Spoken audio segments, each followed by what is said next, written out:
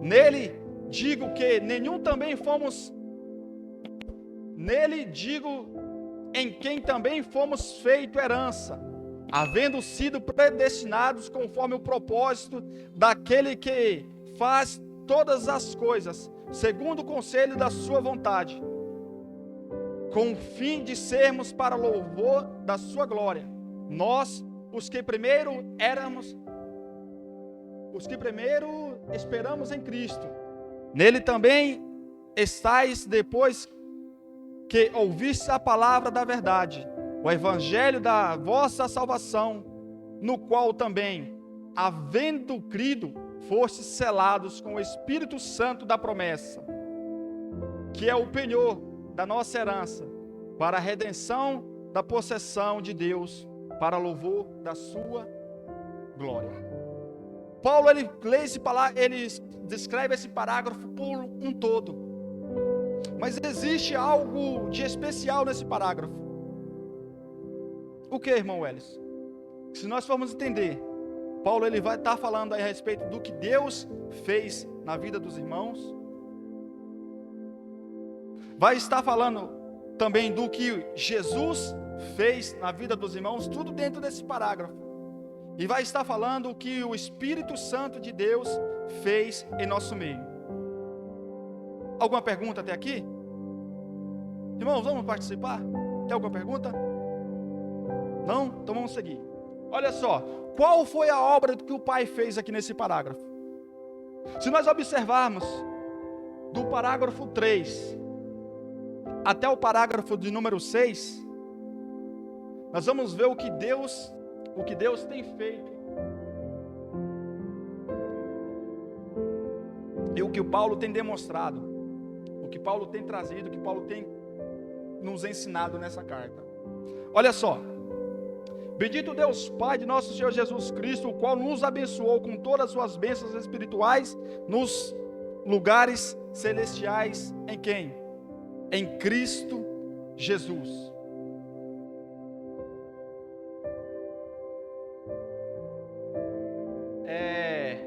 Falando a respeito de bênçãos espirituais, no qual Paulo tem falado aqui, nós vamos ver que ele está querendo dizer o quê? O apóstolo fala da graça e paz, tanto da parte de Deus, como de nosso Senhor Jesus. O que é graça?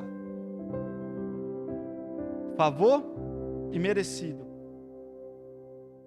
Graça também é a causa da salvação. É o favor imerecido, aquilo que nós não tínhamos, nós não podíamos, e Jesus fez por nós. Então, essa é a causa da nossa salvação. Se nós somos salvos em Cristo Jesus, é porque houve graça. Porque Jesus achou graça em nossas vidas. E a paz é o resultado que emana do homem. Nem mesmo flui da igreja. Elas só podem ser dadas por Deus. Tanto a graça quanto a paz. O que o Paulo estava querendo dizer aqui. Bendito Deus e Pai de nosso Senhor Jesus Cristo, o qual nos abençoou com todas as bênçãos, com todas as bênçãos espirituais nos lugares celestiais em Cristo Jesus. Agora paramos aqui para analisar. Graças a vós e paz de Deus, nosso Pai e do Senhor Jesus Cristo. Verdade, Rafa. Eu que falei errado, perdão. Agora, se nós analisarmos aqui, voltando para o versículo de número 3. Para você, o que é bênçãos espirituais nos lugares celestiais? Como Deus tem falado aqui. Alguém poderia falar o seu pensamento, o que você acha? Versículo 3. Bendito Deus Pai de nosso Senhor Jesus Cristo, o qual nos abençoou com todas as bênçãos espirituais nos lugares celestiais em Cristo. Salvação? Alguém mais? Alguém mais? Salvação, o próprio Cristo. Vamos lá. Paulo fala sobre o objetivo da carta, nesse versículo aqui. Qual o objetivo que Paulo quer nos trazer? Bendito Deus Pai de nosso Senhor Jesus Cristo, que nos abençoou com todas as bênçãos espirituais nas regiões celestiais. Paulo está querendo nos descrever essa carta para falar que a igreja é muito abençoada. E nós, muitas das vezes, nós não pensamos, nós não vemos dessa forma, irmãos. Nós não enxergamos, muitas vezes, dessa forma, que nós somos muito abençoados. Às vezes nós achamos que Deus, Ele tem que fazer mais e mais por nós. E nos esquecemos que nós já somos muito, mas muito abençoados. Vocês compreendem? O interior com o posterior. O nosso problema é que nós queremos somente as bênçãos materiais. O nosso problema é que nós somente enxergamos as coisas materiais. Nós só vemos resultado em nossa vida se as coisas acontecer no natural, naquilo que nós podemos enxergar, naquilo que nós podemos tocar. E nós nos esquecemos que essas bênçãos que Paulo vem nos escrevendo aqui, vem enfatizando para nós, é que essas bênçãos elas primeiro começam nos lugares celestiais. Nos lugares no qual nós não podemos acessar através da nossa imaginação, através das nossas mãos, não podemos poupar, mas que nós podemos alcançar através do nosso coração, através da nossa oração, do nosso louvor, e trazer isso para nós. A igreja via isso. A igreja queria ver coisas materiais acontecendo, querendo ver o agora, e se esquecendo do que Deus poderia fazer no espiritual. Amém? Ao focar sua atenção nessas bênçãos superlativas, o apóstolo prorrompe em bendita doxologia, ou seja, o que é isso? Adoração, dizendo: bendito seja o Deus Pai de nosso Senhor e Salvador Jesus Cristo. E agora ele começa a louvar a Deus, ele começa a bendizer o nome santo do Senhor, a demonstrar aquilo que Deus tinha feito na vida dele e para com o povo de Éfeso. De acordo com o Eusticos, em passagem, Éfeso de 1 ao 3, do 3 ao 14, é um salmo de louvor e adoração. Se nós formos pensar, irmãos, talvez nós não tínhamos essas informações antes, mas se nós formos parar para analisar e falar assim, mas que coisa tremenda, que mente brilhante, que coisa linda, porque se nós formos olhar para a vida de Paulo, um cara que antes era perseguidor da igreja, agora ele tem um encontro com Deus, e ele começa a ver as coisas totalmente diferentes, de uma maneira totalmente diferente. Quem teve uma mente tão brilhante, além de Jesus Cristo, para poder falar, para poder fazer, para poder dizer, para poder escrever coisas extraordinárias, como Paulo? Somente um homem que reconhecia, somente um homem que olhava e via as coisas que Deus estava fazendo de forma diferente. E ele busca, ele vai nesse encontro de poder trazer isso para a igreja, para o povo de Éfeso. Ele começa a adorar ao Senhor. Bendito Deus Pai Todo-Poderoso. E é tremendo o que Paulo tem feito, o que Paulo tem nos ensinado. Tá, Rafa. De todas as formas, assim, quando a gente começa a ver aquilo que o Senhor tem feito, primeiro, quando Ele começa a trabalhar a nosso favor, que Ele começa a nos envolver num plano celestial dEle, porque se nós formos ver até então, a humanidade estaria perdida. Só que esse ato de Jesus se entregar por si mesmo, de ser voluntário, como diz a palavra do Senhor, e se entregar por nós, não vendo em nós formosura, não vendo em nós beleza, não vendo em nós dinheiro, não vendo em nós condição financeira, não vendo em nós raça, etnia, cor, não, mas somente buscando um só povo. Traz a nos entender exatamente isso que o Rafa quis nos dizer, a respeito de redenção, a respeito de salvação, de cura. E Paulo aqui também ele vem nos escrevendo a respeito, quando ele nos fala bendito, olha só que interessante. A palavra grega, elogetos, que quer dizer bendito, que foi o que Paulo estava expressando aqui, o que Paulo estava adorando ao Senhor, é usada somente com referência a Deus. Somente com referência a Deus. Só Ele é digno de ser bendito. Os homens são benditos quando recebem as bênçãos de Deus. Mas para ser bendito mesmo, é somente Deus. Deus é bendito quando é louvado por tudo que gratuitamente confere ao homem e tudo que está no mundo. Essa belíssima introdução de Paulo, como ele vem dizendo aqui, pode ser comparada a uma bola de neve que é rolada de colina abaixo. Porque quando Paulo começa a adorar ao Senhor, ao descer, longe de pôr os holofotes em sua dolorosa situação como prisioneiro em Roma, porque ele poderia fazer isso, sim ou não? Paulo não poderia estar escrevendo aos irmãos que estavam em Éfeso e em tantas as outras cidades no qual ele evangelizou, e escrever pedindo a eles ajuda, pedindo a eles socorro, pedindo a eles libertação, pedindo a eles cura. Só que Paulo ele não fez isso. E você já parou para imaginar isso? Se você tivesse um amigo, João, e você estivesse num aflito, preso, igual Paulo estava preso aqui, você não procuraria ter a ajuda dele?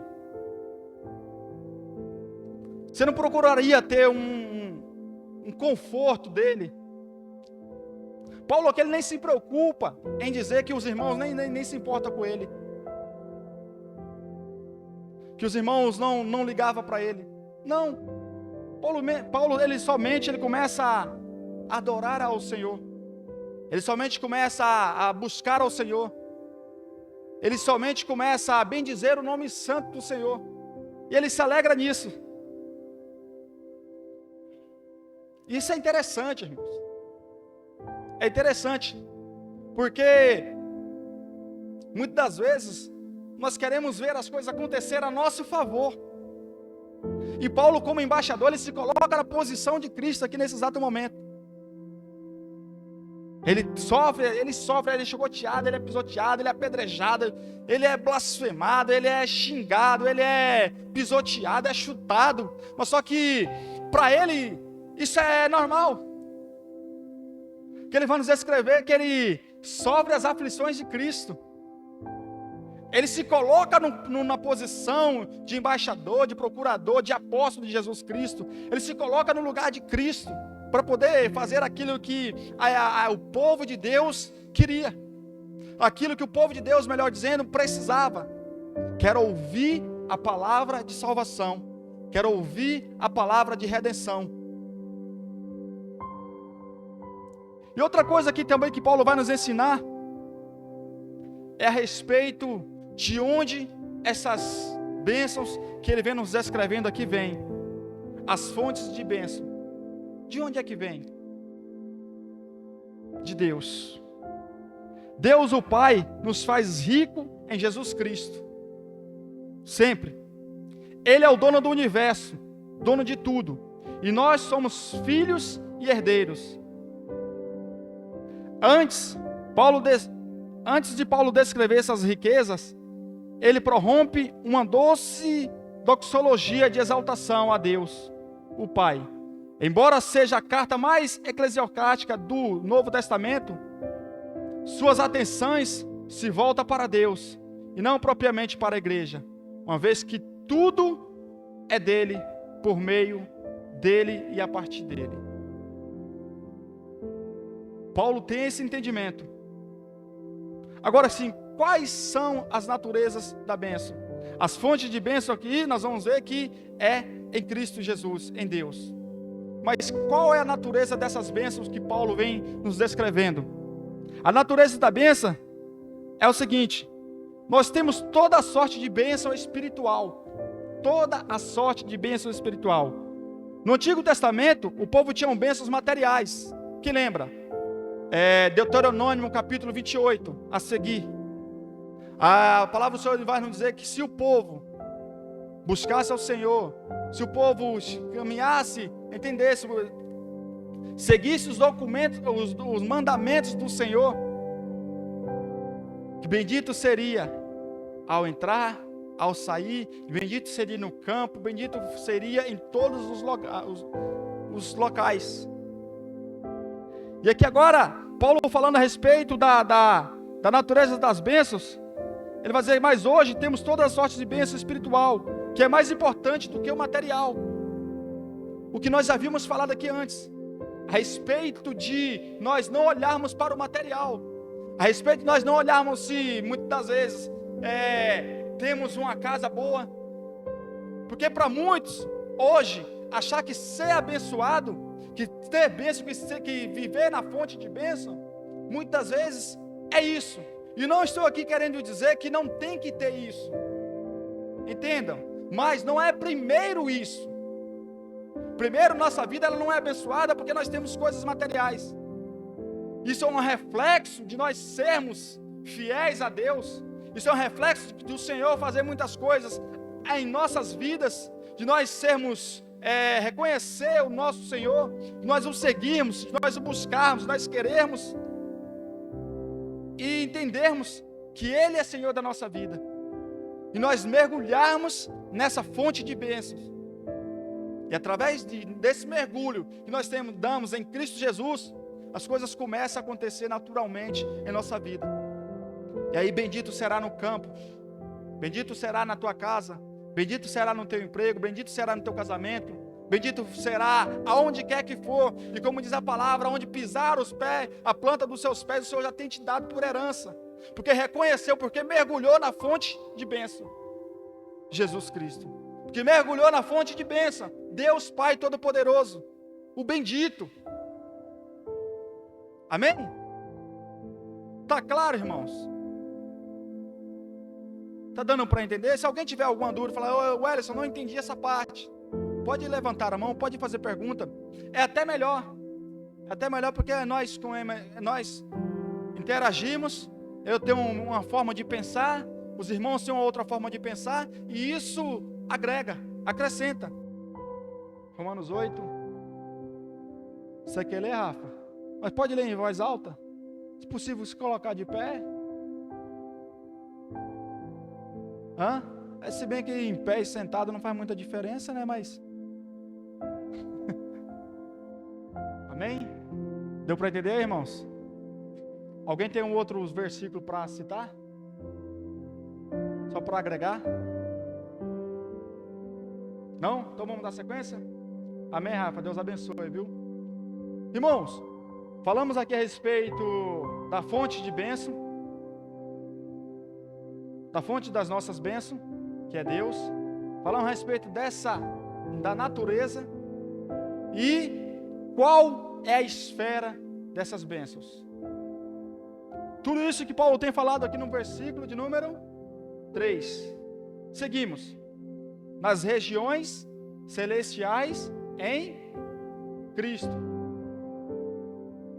Essa frase ela não vai aparecer em nenhuma outra epístola paulina. Essa frase só está contida aqui.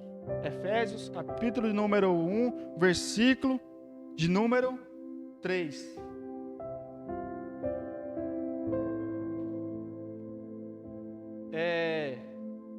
Nós vamos entender aqui que Ruschel, ele vai nos dizer uma coisa muito interessante.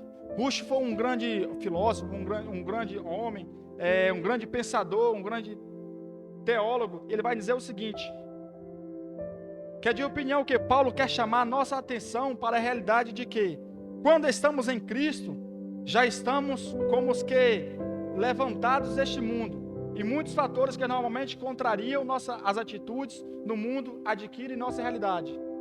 Por exemplo, a realidade da exaltação de Cristo.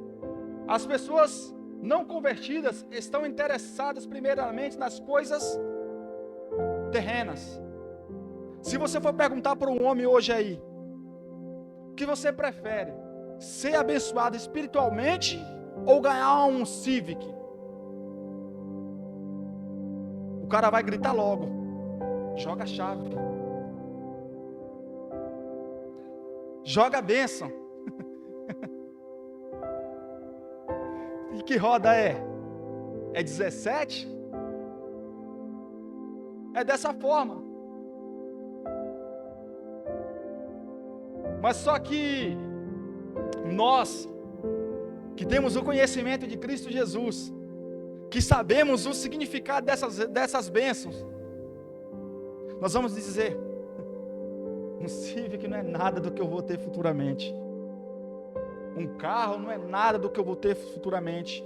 Uma casa não é nada do que eu vou ter futuramente. Que nós entendemos o que estão para nós e onde estão, nas regiões celestiais. A expressão regiões celestiais não se refere a uma localização, tá, irmãos? Física, mas uma defesa, uma esfera de realidade espiritual, ao qual o crente foi elevado em Cristo Jesus. O que quer dizer se tratar não do céu futuro, mas do céu que existe no cristão e em torno dele no presente, no agora. Existe uma região celestial no qual nós fomos elevados nesse exato momento. E nessa região celestial no qual nós fomos elevados, existem todas as bênçãos celestiais. E essas bênçãos celestiais, elas podem ser alcançadas, elas podem ser tocadas, elas podem ser trazidas até o nosso meio, até as nossas vidas, até o nosso ambiente de adoração. De que forma? Quando nós vemos que Jesus, ele já fez isso por nós. Existia um pastor de Moçambique, pastor Antônio, que uma certa vez ele pregou uma palavra e aquilo ficou tocado no meu coração. Tudo que nós queremos em Cristo, Deus já fez por nós. Jesus já fez por nós. E onde que está isso? Onde que Jesus fez isso por nós? Na cruz do Calvário. O que tu quer hoje, Gustavo, em Cristo Jesus? Qual a tua ambição hoje em Cristo Jesus? Qual o teu desejo hoje em Cristo Jesus? Busca da salvação? Cristo já fez na cruz do Calvário isso. Lucas, o que tu quer hoje em Cristo Jesus? Que tipo de bênção? Eita, glória, é muita que ele até esqueceu, embolou as bênçãos. O que você quer hoje em Cristo Jesus, pastor? Qual a bênção? Todo mundo se converte com Cristo. Boa. E Cristo já fez isso na cruz do Calvário. Agora Ele tem nos levantado para nós podermos alcançar, para nós podermos buscar, para nós trazermos essas bênçãos para o nosso ambiente. Tudo isso já foi elevado em Cristo Jesus, mas nós precisamos trazer essas bênçãos para o nosso ambiente.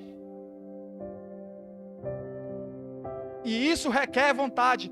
Aí eu começo a imaginar, mas como nós vamos fazer isso? Sendo fiéis ao Senhor. Procurando nos conhecer a nossa cidadania. Não cidadania montimorense, mas celestial, como foi falado lá no versículo número 1. aos irmãos de Éfeso, localização, e de Cristo e fiéis em Cristo Jesus. Cidadãos do céu. Não existe essa palavra cidadãos. Cidadãos do céu, em Cristo Jesus. Quando nós identificarmos isso, quando nós queremos isso, quando nós começarmos a buscar isso, e materialmente falando, como é que nós vamos conseguir isso? A partir do momento que nós nos colocamos, nos deparamos, adoramos ao Senhor de todo o nosso entendimento, de todo o nosso coração, de toda a nossa alma, aí nós vamos entender que Cristo é aquele que pode fazer tudo por nós. Adorando, louvando, se consagrando, buscando, tendo vontade, lutando contra si, lutando contra a nossa carne, lutando contra o nosso desejo, lutando contra a nossa vontade de muitas vezes querer transparecer o velho homem. Porque uma coisa é certa: ninguém é perfeito. Uma hora ou outra, como foi falado aqui o pastor, nós iremos errar com o irmão, nós iremos errar com Deus, mas só que uma coisa é certa, irmão, nesse errar, não pode deixar da forma que está. Foi tido um exemplo que o irmão acordou tarde, não pôde ir porque não estava bem. Mas o que foi que o irmão fez quando encontrou o outro? Se desculpou. E ali tudo se resolveu.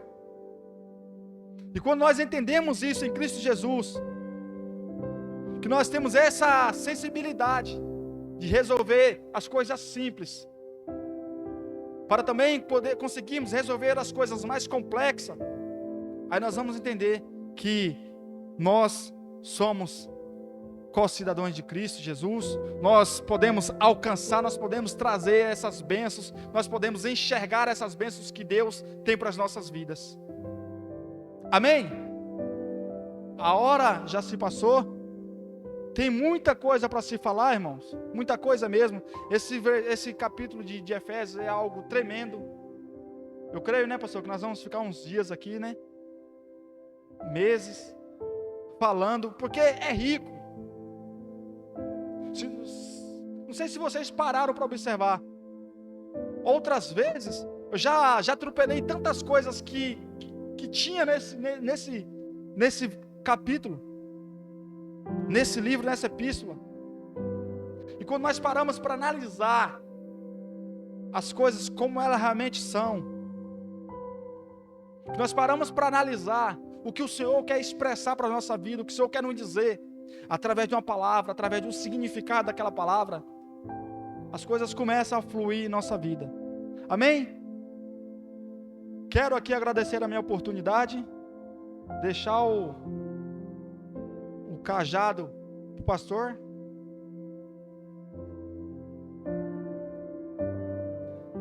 Tá? E creio que vai ser bênção. Creio que nós iremos adquirir muitas coisas boas. Quer uma dica, irmãos? Anotem tudo. Se vocês puderem anotar, se vocês puderem trazer alguma coisa. Só para finalizar, antes de entregar, alguma pergunta? Ficou alguma coisa aqui que foi falado que não ficou claro para os irmãos? Porque o culto de ensino é isso. É nós pararmos, nós perguntarmos. Tá tudo ok? Sem dúvida? Ou você está querendo que fale assim, olha, se entrega logo seu microfone e tchau. Amém? Deus abençoe então.